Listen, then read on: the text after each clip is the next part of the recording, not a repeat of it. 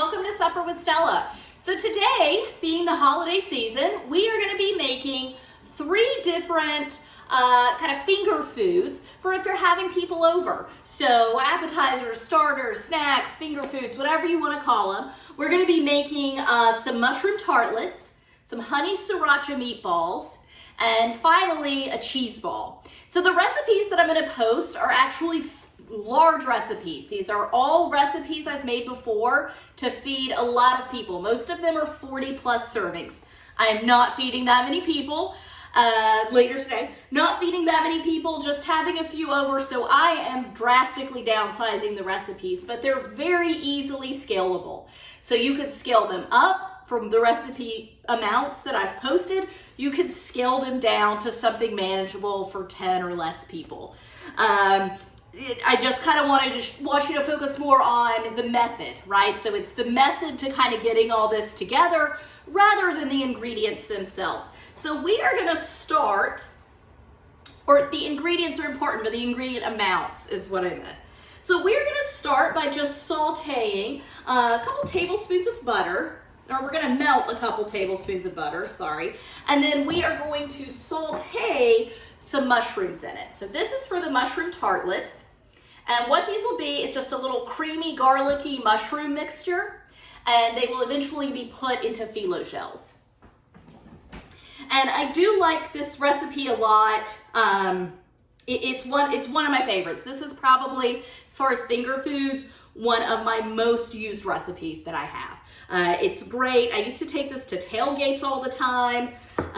You can make this mixture a couple days in advance and just put it in an airtight container and refrigerate it. And then fill your little phyllo shells maybe the morning of your party, which is great. If you're doing it, like I said, I'm doing this the morning of, but if you're doing it the night before, you could go ahead and fill your phyllo shells and just kind of skip the container. But anything more than about 12 to 24 hours in the phyllo shells, and those shells will start getting a little soggy. And you do reheat everything in the oven before it's served, just to kind of bring it all together. But I don't know, I just think it's best practice not to put it, not to test the very thin dough of phyllo, and just put it in a separate container if you're making this, like I said, more than 24 hours in advance. And so I am just doing a super rough chop. I'm going to actually get these down really, really small eventually. I'm just kind of going to get them smaller incrementally. Does not need to be a nice dice. You're not even going to be able to tell.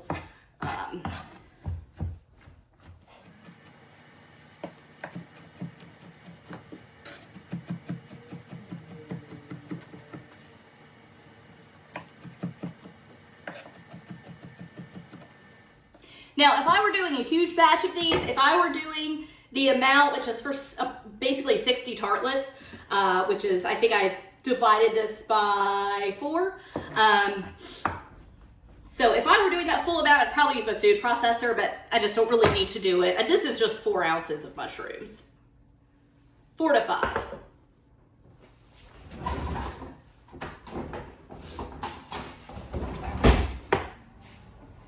Alright, so I'm going to just get these in the pan, which I know looks a little small, but mushrooms cook down a lot.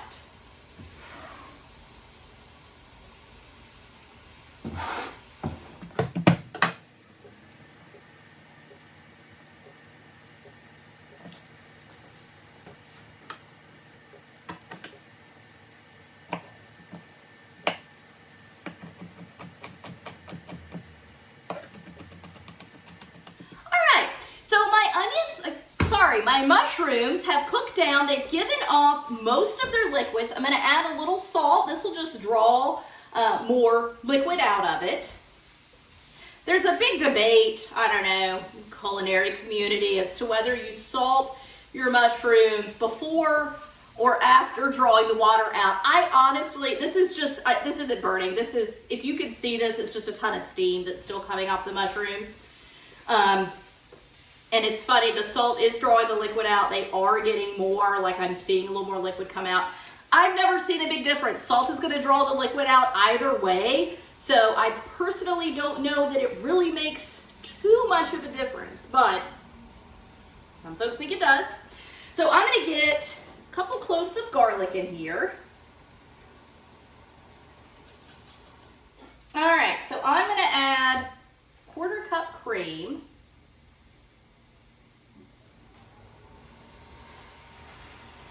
And just stir this in. Then I turn it down to low. And just let this cream kind of thicken up and cook down some.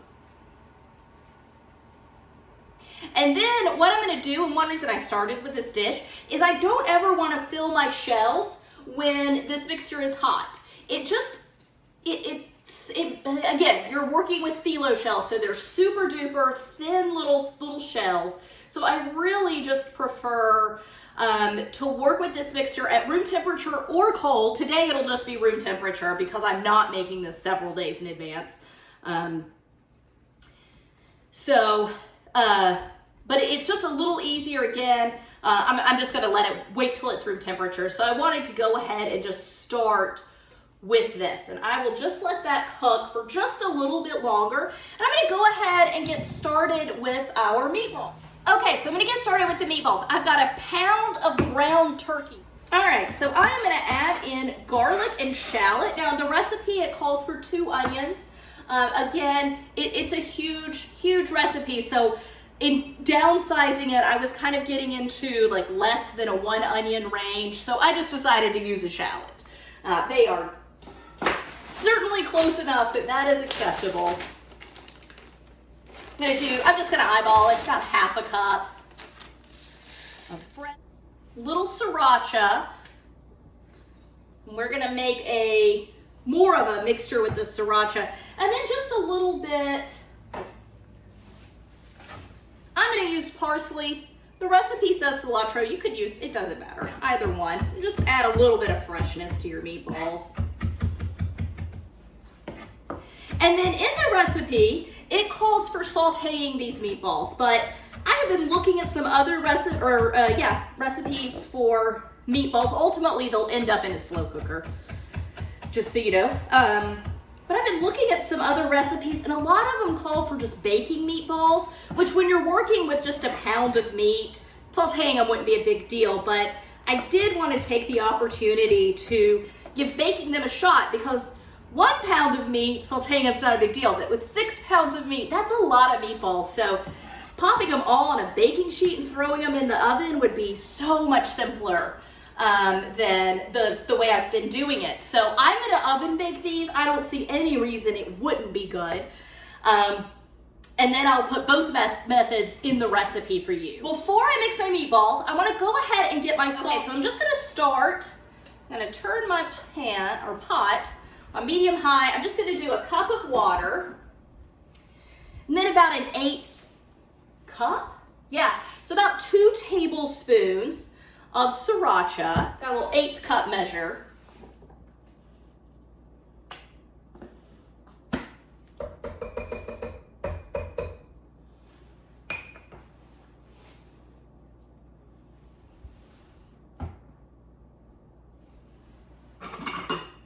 Gonna do a 1/3 cup of soy sauce.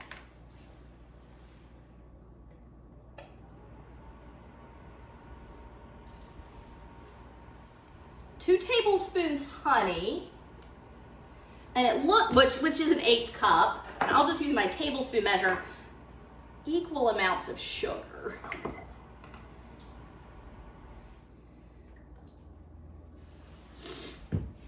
Okay, so we've got sugar, we've got honey, we've got everything in here except 1 clove of garlic, and I am just gonna, being that this is a sauce, I am just gonna grate that in.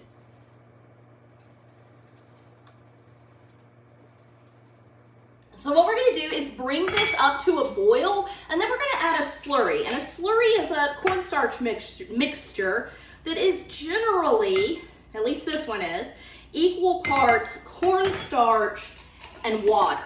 And I am just gonna mix this together.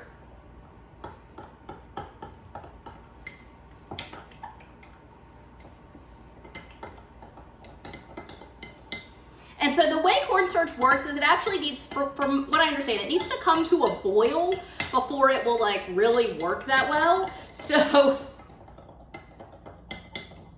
before it will thicken.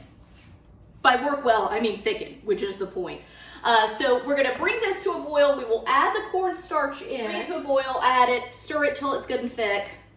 I think I got it.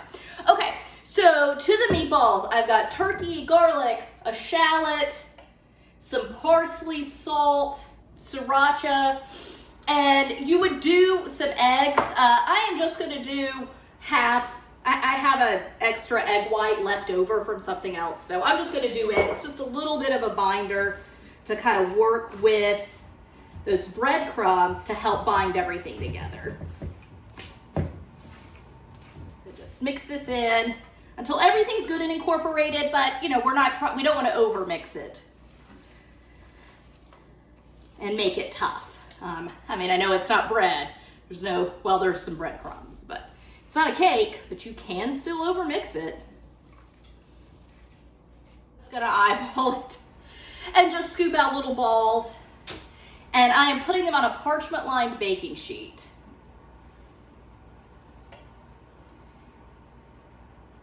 Like I said, I normally saute these. So haven't baked them before.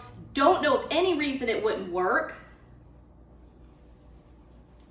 Easier.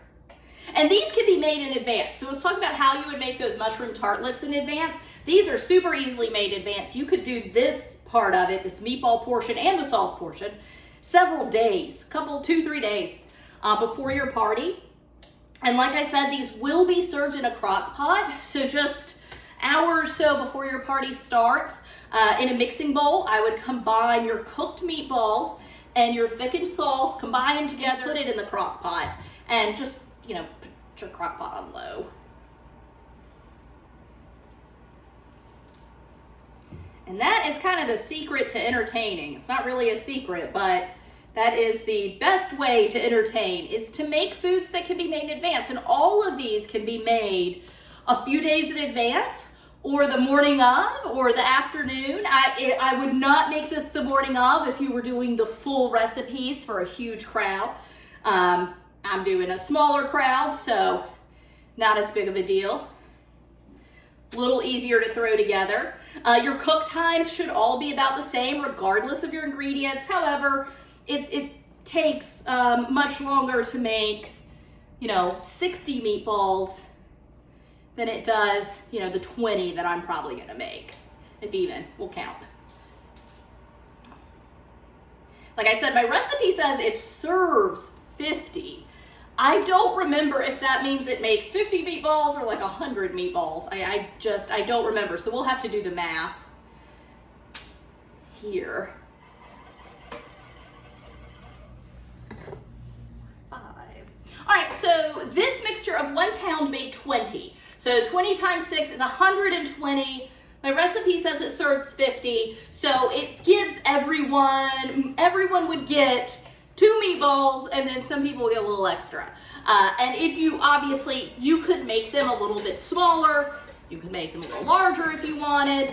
When you are serving this, as I said, it'll be in a crock pot, but you want to make sure that you put out some toothpicks or some kind of skewer so people can just stab and go. I also would put out a spoon with a spoon rest. Don't forget your spoon rest. So I'm gonna pop these in an oven. It's preheated to 350, and I'm just gonna cook them till they're 165 inside, which at this size probably is gonna take 20 minutes or so, but I'll just see. So my sauce has come up to a boil, so I'm just gonna give my cornstarch slurry another little swirl, and then get it in here.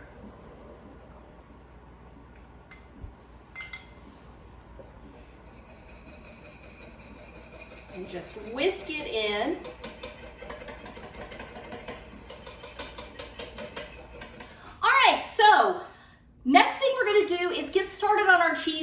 So what I want to do is go ahead, I've got a cup of pecans, and I'm just going to stick them in the oven and start getting them toasted. So now we're going to start working on our cheese ball. And what I've got 1 block of cream cheese already in my mixer.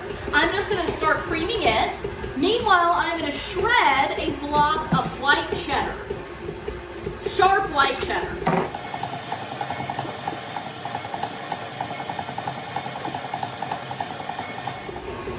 And this recipe makes 60 mini cheese balls. So it's for little tiny bite-sized cheese balls. I think that's soft enough.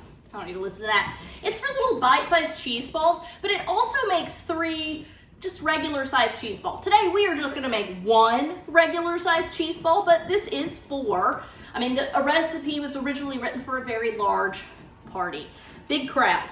And this is really great to make several days in advance. Honestly, you could probably even make this cheese ball like a week in advance. You just want to bring it out of the refrigerator.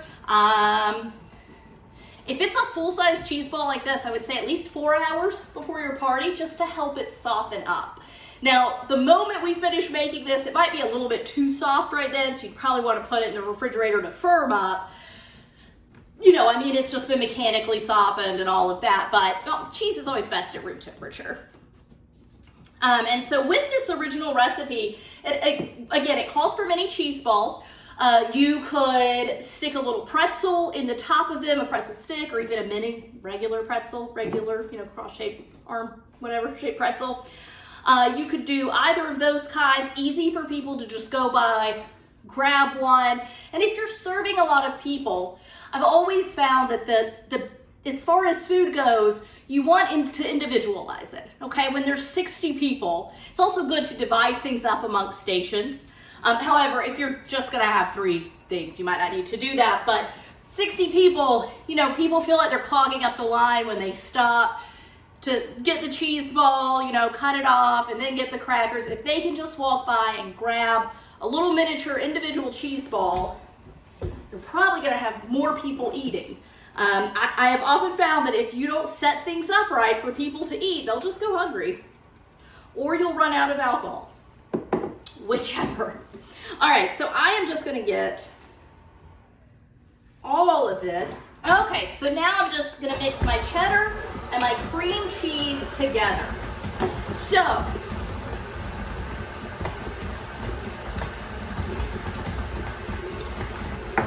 to this, we're gonna add a cup of dried cranberries. And the reason I use white cheddar, I mean, it is my favorite. I really do like white cheddar. I don't honestly know if there's really a taste difference or if it's all in my head, but I really do like white cheddar. So dried cranberries. I'm gonna do a little parsley. But one reason, as I was saying, one reason for the white cheddar is that the red of the cranberry and the green of the parsley and the scallion, it's just a little more obvious in white cheddar as opposed to a regular yellow or orange cheddar.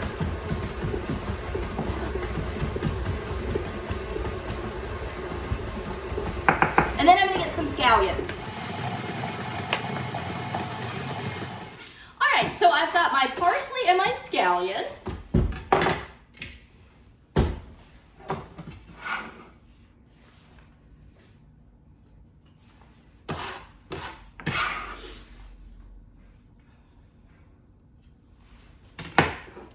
Got my cranberries.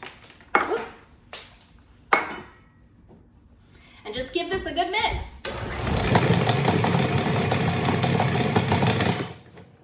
Okay, so almost done with our cheese ball. So I bought these pecans, they were already like chopped pecans, but I want to chop them a little bit finer. I don't want to put them in the food processor though. If I were doing this, for so many, or making 3 cheese balls or 60 mini ones, I probably would, but I tend to not pay as much attention as I should with a food processor, and I don't want pecan butter, so.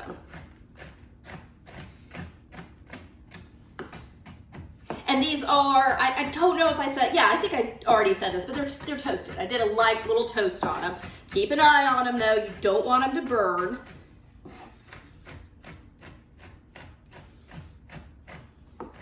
Okay, so pecans are chopped, ready to go. I'm just gonna set these aside. I need to get this cheese ball formed into a cheese ball. Now, if you were doing the 60 little ones, use your little, tiny little cookie depressor, ice cream scoop, excuse me. Use your little ice cream scoop that you make cookies with to form them into little balls. Roll them in your hands just like we did with all the cookies we made. Okay, so just use your saran wrap to form as much of a ball shape out of this as you can. This is pretty good. Not great. I'll work on it a little more.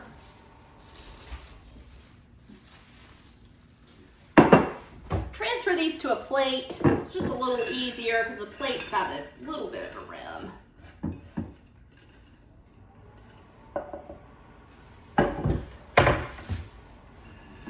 Okay, so spread them out thin.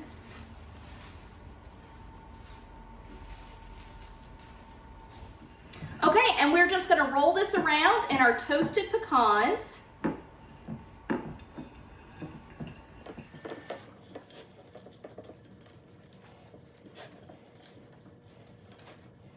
Kind of move it around, look at any areas that you didn't get pecans on.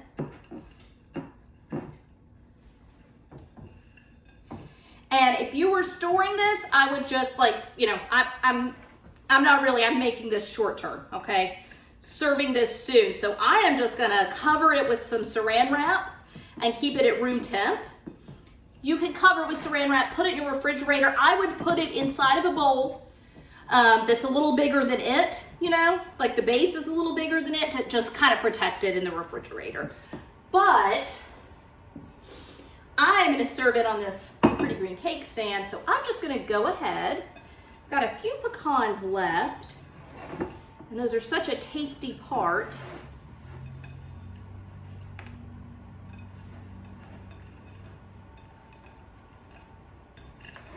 Okay. So I am just gonna put this on the cake stand, and it'll just be surrounded by crackers. Okay, so one last thing as far as cooking goes, because we are almost ready here, is I just want to take these little phyllo shells and get our mushroom mixture into it. So since these are like kind of stabilized in their little container, I'm just going to scoop them into the container. Everything in this mixture is already cooked, so we're really just kind of heating things through, crisping up these shells a little bit. These are great warm, but they're really good served at room temperature. I like to tailgate with these. It was just really simple to make ahead, throw together, and it really did taste very good at room temperature. No matter how many of these I made, there were never leftovers. So it's not like I wasn't making enough to feed people. They're just, they always got on. There was never any leftover, which is what you want when you're entertaining. Might be filling a few of these too full. Yeah, I'm gonna run out of mixture before I hit 15. Don't fill them as full as I'm filling them. Really just like half a little spoonful is all you need. I'll readjust as necessary.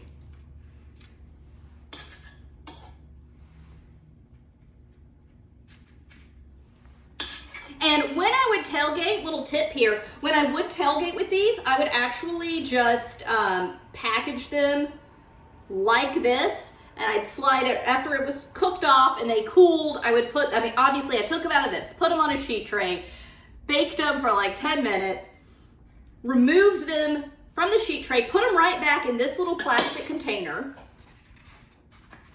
I use the spoon to help me get these out onto here.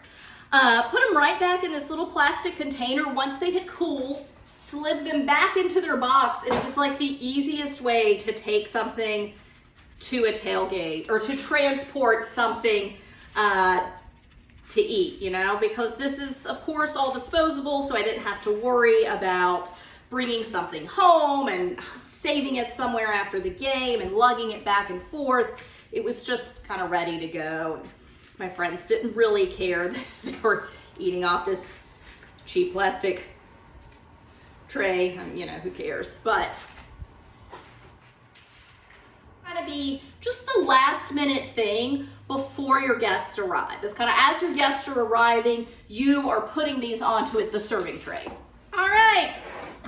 So as I said, these are little crock pot meatballs, so they are ready to go. And I'm just doing this little, I think it's a 1.5 quart slow cooker.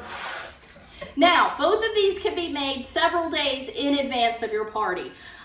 If they are coming out of the refrigerator though, I think the meatballs would be fine, but I would warm my sauce up on the stove, not to boiling or anything, but just warm it all the way through. You know, the crock pot, obviously there's a lot of meals you can cook in the crock pot, but we're not trying to cook anything, and I don't want you to have to get up early in the morning and get it all in the crock pot. So I would just reheat this on the stove, combine things together, get them into the crock pot.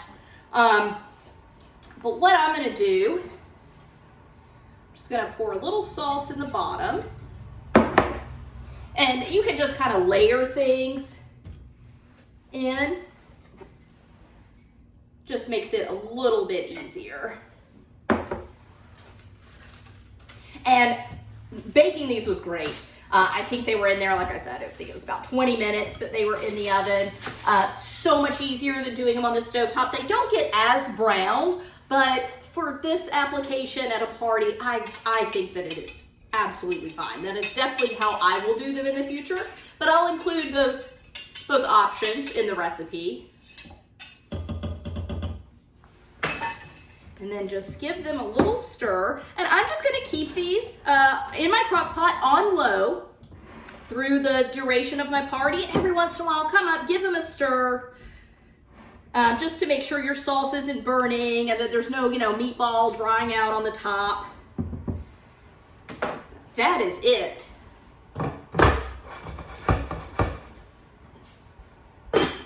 Okay, so I am gonna get cleaned up and I will just kind of bring everything together so you can get a final look at my finger foods for holiday entertaining. All right, so here it is. We've got everything together. We've got our honey sriracha chicken meatballs. Again, you could use any kind of meat that you wanted with that, but I chose, or turkey, excuse me, honey sriracha turkey meatballs. And they're just gonna keep low in this crock pot. I couldn't quite reach my outlet, so it's just here for display. I'll set this up somewhere else later. We've got our white cheddar cheese ball with dried cranberries and parsley and scallions, so it's gonna be more or less red and green when you cut into it. And then my favorite thing, which smells delicious, they just came out of the oven, are the mushroom tartlets. All of these items are really easy to make in advance, so please, these are all great options to have at your next Christmas party. Thanks so much for joining me. Bye.